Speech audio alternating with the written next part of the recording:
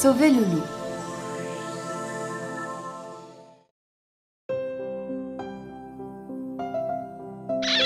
Il était une fois un gros loup gris. Il se tenait devant sa tanière dans la forêt. Il mâchait bruyamment un beau et gros morceau de viande pour son déjeuner. Le loup avait si faim qu'il mangea trop rapidement et avala un os par inadvertance. D'étranges bruits sortaient de la gorge du loup, car l'os y était bel et bien coincé. Le pauvre loup criait « Au secours! Au secours !» Mais le son qui sortait de sa gorge était vraiment très insolite. Dans la forêt proche, une grue déjeunait tranquillement. Elle fut très inquiète en entendant ces étranges bruits. « Mais quel est ce vacarme infernal ?» se demanda-t-elle. Et comme les sons ne s'arrêtaient pas, elle décida alors d'aller voir ce qui se passait. La grue se dirigea en direction du vacarme et tomba nez à nez avec le loup. Quel spectacle! Le pauvre loup sautait dans tous les sens, les larmes aux yeux. L'os coincé dans sa gorge le faisait souffrir terriblement. Quand elle réalisa ce qui se passait, elle s'approcha du loup et lui dit « Oh là, ne panique pas! Ouvre grand ta bouche et laisse-moi regarder où cet os s'est coincé. Je pourrai sûrement le retirer. » Le loup ouvrit grand sa bouche. La grue y jeta un œil. Elle vit l'os coincé à l'intérieur de sa gorge. La seule façon de retirer cet os était d'utiliser son bec. Il fallait donc qu'elle l'introduise dans sa gueule. « Cela te fera peut-être mal, mais c'est la seule solution, » lui dit-elle. Elle glissa son bec dans la gorge du loup et tenta d'atteindre l'os. Mais il y était coincé profondément. Puis la grue enfonça toute sa tête dans la gueule du loup. Elle réussit finalement à attraper l'os et le retira de sa gorge. « Merci, gentille grue, de m'avoir sauvé la vie, » lui dit-il.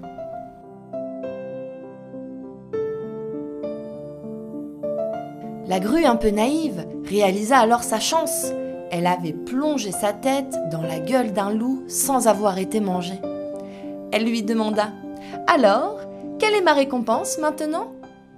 Le loup se mit en colère et il hurla « Tu as mis ta tête dans la gueule d'un loup et tu as réussi à t'en sortir vivante. Alors considère-toi heureuse. »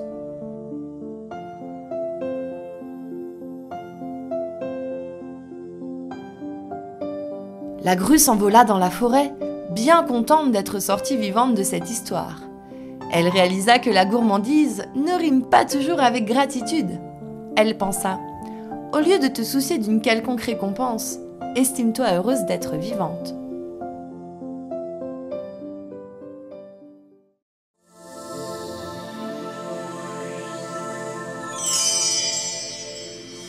Une petite chèvre bien rusée.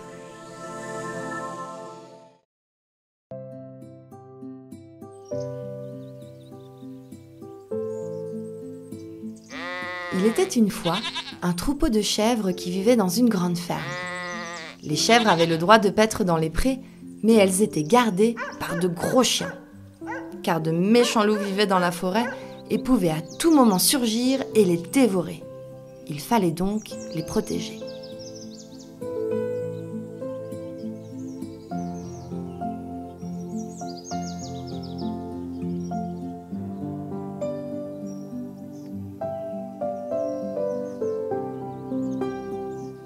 Dans ce troupeau, il y avait un petit enfant chèvre. Comme il était le plus jeune, sa mère lui disait souvent « Ne te promène jamais seul dans la forêt. »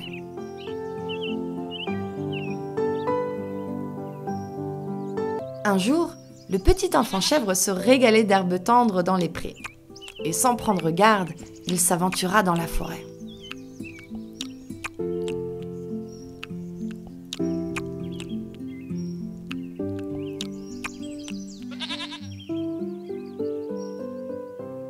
Mais un méchant loup vivait par là. Quelle fut sa joie quand il aperçut le petit enfant chèvre seul. Quel délicieux déjeuner m'attend, se réjouissait-il.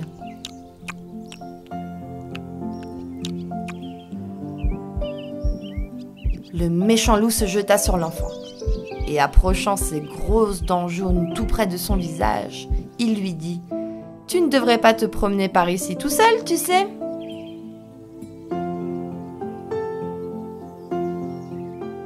Le petit enfant chèvre était terrifié. Il tremblait de peur. Mais il réussit à lui répondre avec courage. « Je sais que je n'ai pas été sage de me promener ici tout seul. »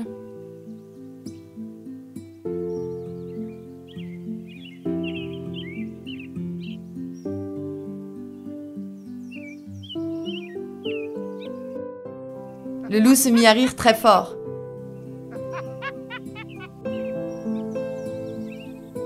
Alors, vu que tu n'as pas été très sage, je vais devoir te punir. Tu seras donc mon déjeuner, lui dit-il d'une grosse voix. Le petit enfant chèvre avait très peur. Il savait qu'il devait se sauver par tous les moyens. Alors, il eut un plan. « Oh, monsieur le loup, m'accorderiez-vous une dernière volonté ?» lui supplia-t-il.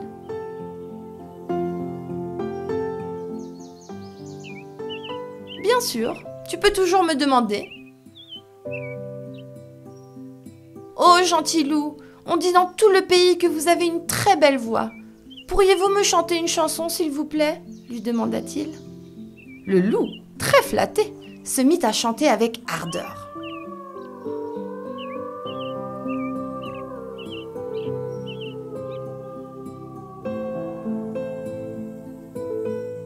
Les chiens de berger entendirent ce curieux vacarme et se demandèrent bien ce qui pouvait se passer. Soudain, l'un d'entre eux s'exclama « Mais le petit enfant chèvre a disparu! Je ne le vois nulle part !»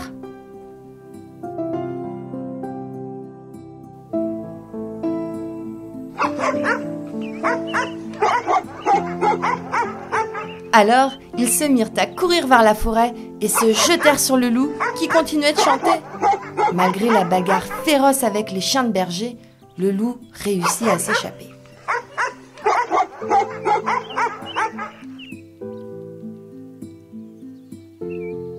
Mille merci de m'avoir sauvé, » dit le petit enfant chèvre. Il courut ensuite vers sa maman et lui dit « Je te promets de ne jamais partir seul. Je suis vraiment désolée. Dorénavant, j'écouterai maintenant mes aînés. »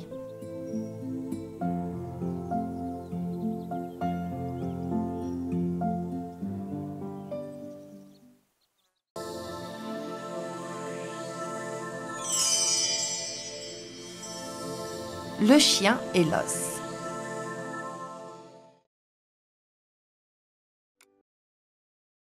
Il était une fois un chien bien maigre qui habitait dans les rues de la ville.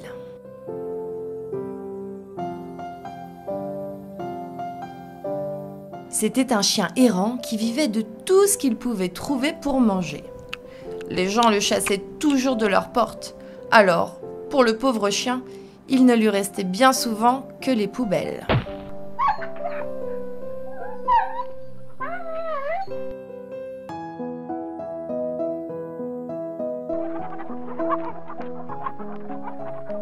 Un matin, le chien errant passa devant chez le boucher.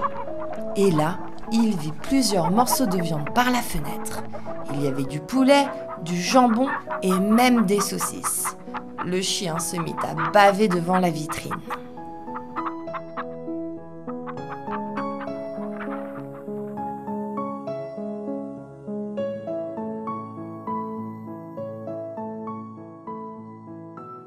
L'odeur était si alléchante que le chien décida de jeter un œil dans l'arrière-cour du magasin.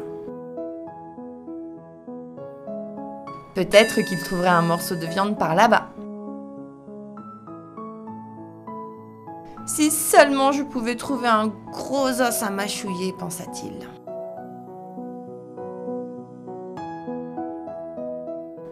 Quand il arriva, le boucher était en train de jeter ses poubelles.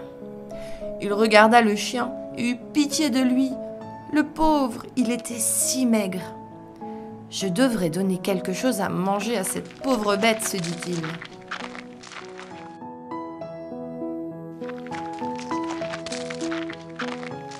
Il retourna dans sa boutique avant de revenir avec un bel os pour le chien. « Voilà mon grand, dit-il au chien. Viens prendre ce joli nonos que je t'ai ramené. »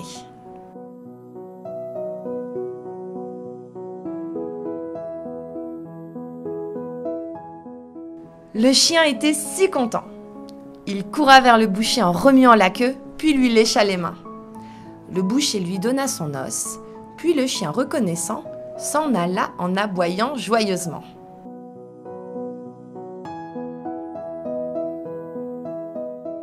Le chien, gardant son os bien serré entre ses dents, décida de se rendre dans la forêt pour le manger. Il avait bien trop peur de devoir le partager avec d'autres chiens errants.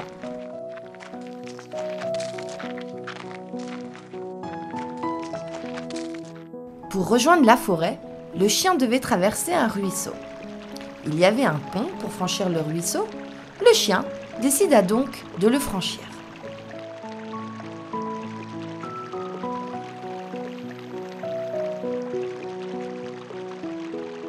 À travers les planches en bois du petit pont, le chien aperçut son reflet dans l'eau. Mais si naïf qu'il était, il crut qu'un autre chien le regardait. Et à sa grande surprise, l'autre chien avait lui aussi un bel os en sa possession.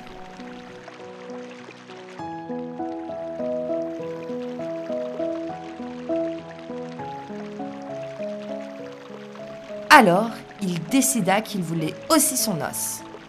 Le chien, un peu trop gourmand, posa donc son os. Mais celui-ci tomba directement dans l'eau. Alors, il regarda son reflet avec surprise.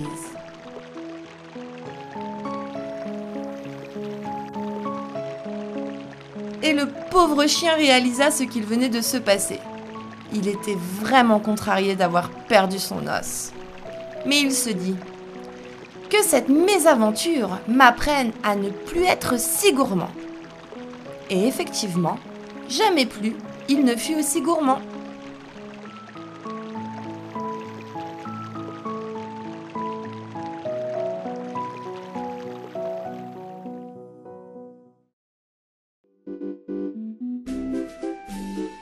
Un raisin un peu amer.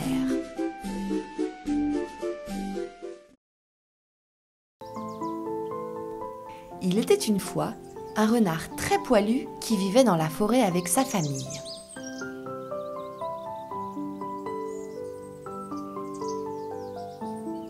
Cela faisait partie de son travail de renard de chasser pour nourrir sa famille. Alors, il se promenait dans la forêt pour trouver de quoi manger. Et comme c'était l'été et que le renard était très poilu, il avait très chaud.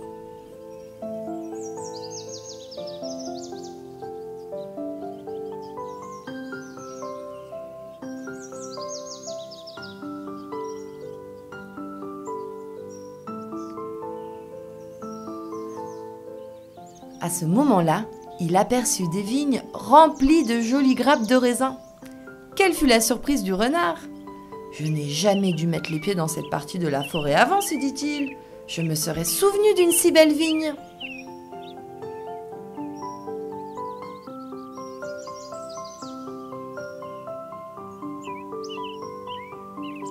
Les vignes étaient vertes et si belles. De grosses grappes juteuses y étaient suspendues. Et les grosses grappes pesaient si lourd qu'elles faisaient tomber les vignes.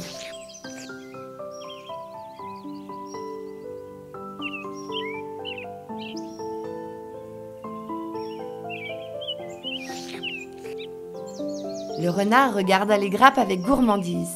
Il se mit à saliver. Il était si fatigué et assoiffé qu'elles tombaient à pic. « Il me faut coûte que coûte ces jolies grappes », se dit-il.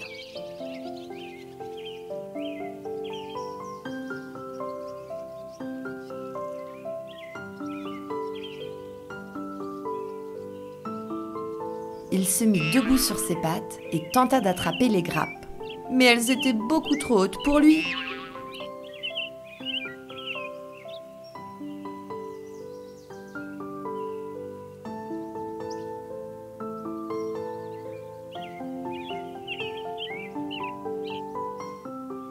Je sais ce que je vais faire » s'exclama le renard. « Je vais m'accroupir, puis sauter le plus haut possible pour les attraper. Ça devrait marcher. »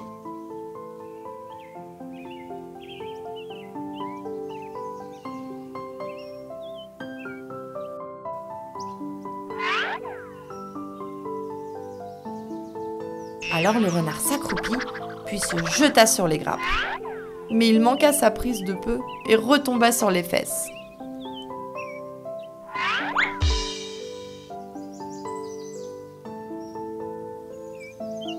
Alors, le renard eut une nouvelle idée. Il vit une grosse pierre toute proche. Il la roula comme il put et la glissa en dessous des vignes.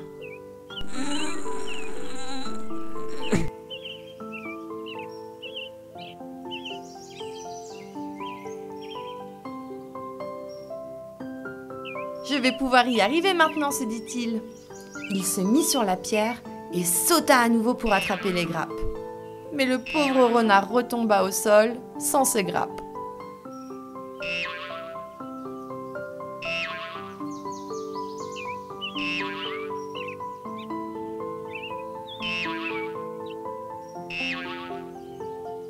Décidément, il était impossible d'atteindre ses grappes, et le renard en avait si envie. Le renard était si contrarié qu'il se mit à glapir. « Tout ce travail pour rien, tout en vain, je ne serai jamais capable d'attraper ces grappes. »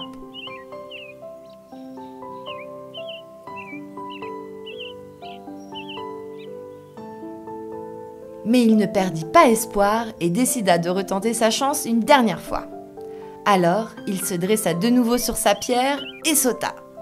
Mais une fois de plus, il retomba par terre bredouille et réussit même à se faire mal.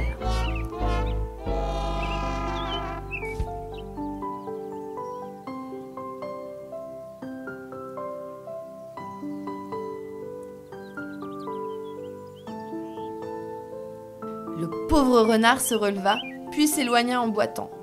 Puisqu'il n'avait pas réussi à attraper ses grappes, il se consola en se disant « Ces grappes sont sûrement amères de toute façon. » Et il jura de ne jamais retourner dans cette partie des bois.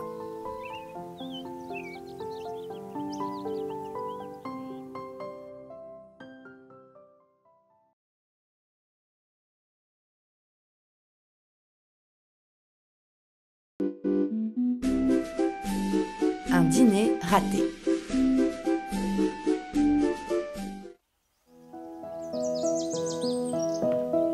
Il était une fois une toute petite maison dans la forêt où vivait une magnifique grue.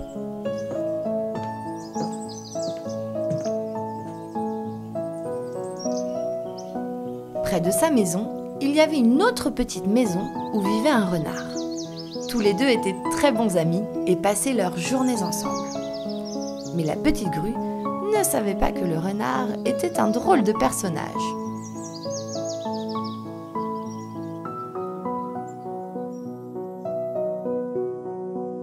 Un jour, le renard rendit visite à la petite grue. « Ne viendrais-tu pas dîner à la maison demain, cher ami ?» lui demanda-t-il. La grue accepta, bien contente de ne pas avoir à dîner toute seule le lendemain.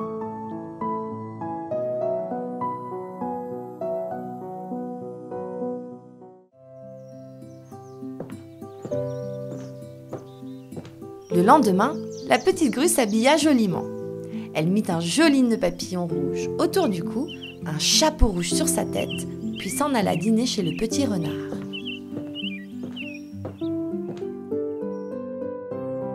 Ils jouèrent d'abord au jeu de dames que la petite grue gagna, ce qui ennuya le renard, très mauvais joueur.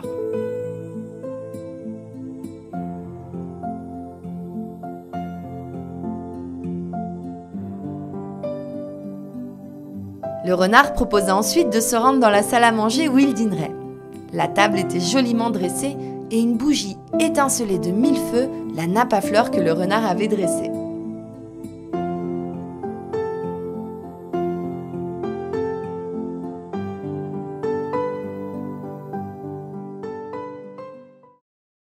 Le renard alla à la cuisine, puis revint avec 2 bols de porridge.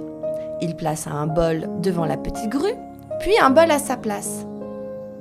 « Mange !» dit-il à la petite grue. Le renard s'assit enfin et avala son dîner en 2 bouchées.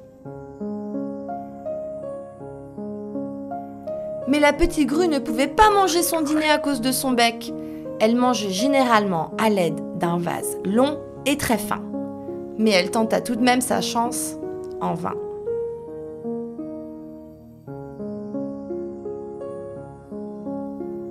La petite grue ne se plaigna pas du dîner pour autant et remercia le renard pour son accueil. Merci pour ce fantastique dîner. À mon tour, je t'invite. Viens demain soir manger à la maison. Avec grand plaisir, lui répondit le renard.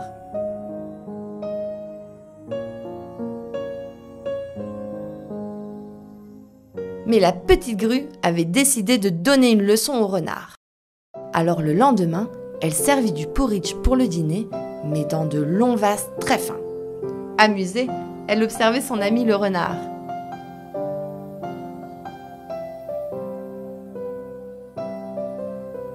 « Mange !» dit-elle au renard. La petite grue mit son bec dans le vase et commença à manger. Mais cette fois-ci, le renard ne pouvait pas manger. Son museau ne rentrait pas dans le vase. Alors il s'assit doucement à la table et se sentit très bête.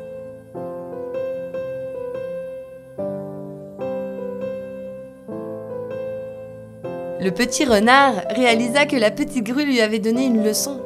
Il se sentit très bête et s'excusa auprès de la grue. « Tu m'as appris une leçon importante aujourd'hui. Je ne serai plus jamais méchant et futile. » La petite grue lui pardonna immédiatement.